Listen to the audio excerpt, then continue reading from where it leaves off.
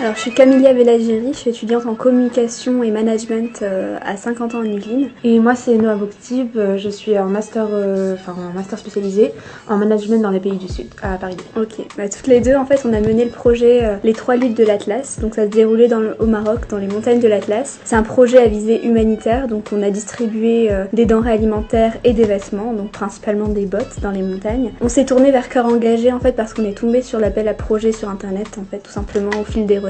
La structure nous a plu, les projets qui avaient déjà été faits étaient super intéressants. Donc on s'est dit qu'on allait proposer notre candidature, donc c'est ce qu'on a fait. On est passé devant un jury et ensuite on a présenté un petit peu notre projet, notre budget, etc.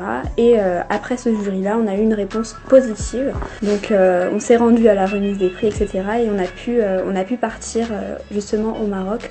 Donc ça c'est ce qu'on a fait en janvier. Et du coup, il faut savoir en fait que la mission s'est déroulée en 2 parties. Donc la première partie a eu lieu en décembre, donc j'étais toute seule. Camilla ne pouvait pas venir avec moi. Du coup, la première mission a eu lieu dans le milieu du Maroc, on va dire vers la région de Azlal Minlal, juste pour donner un petit aperçu. Donc durant la première mission, on a visé plutôt un village en fait où le contact que j'avais a regroupé toutes les personnes dans le besoin, donc les femmes veuves principalement, les orphelins et les personnes handicapées aussi. Sur la route en fait, il y avait pas mal de nomades à qui on a pu donner des vêtements chauds qu'on a récoltés quand on était au Maroc. Du coup, j'ai distribué tout ce qui était denrées alimentaires, à savoir le riz, lentilles, du sucre également, du thé, de la farine, des couvertures, oui, de l'huile. Et la deuxième partie, comme Camilla l'a annoncé tout à l'heure, c'était dans la région de Ifrane, donc plus le Moyen Atlas. Donc voilà, on était à 2 et puis on a visé 2 écoles et également les nomades. Pareil, on a distribué donc des bottes, des produits alimentaires, donc de l'huile, de la farine, etc.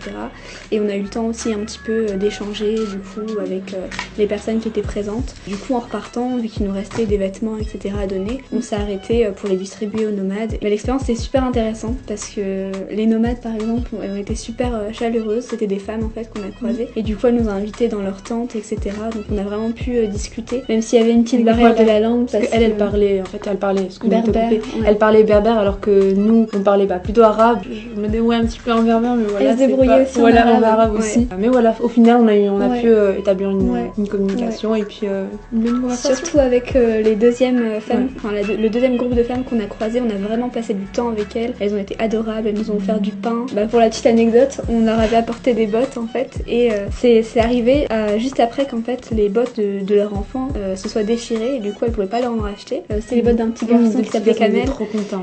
Ils étaient super heureux et c'était vraiment un hasard qui tombait à pic parce qu'ils venaient de déchirer leurs bottes et on leur amenait des nouvelles bottes. Donc, on le voit dans la vidéo d'ailleurs, ça fait joie, franchement c'est émouvant, c'est trop touchant, c'est quelque chose à vivre. C'est vraiment quelque chose à vivre. Il nous a joué de la musique aussi. Franchement on avait été vraiment très bien reçus et c'est dans ces moments-là qu'on se rend compte que quand on prend le temps de donner et quand on prend le temps de rencontrer les autres et de vraiment être à leur écoute et de vraiment faire un pas vers eux, ils nous le rendent tout autant quoi. Donc, en fait c'est des personnes qui finalement n'ont pas grand-chose mais on s'est senti tellement on s'est senti chez nous. C'était un accueil merveilleux.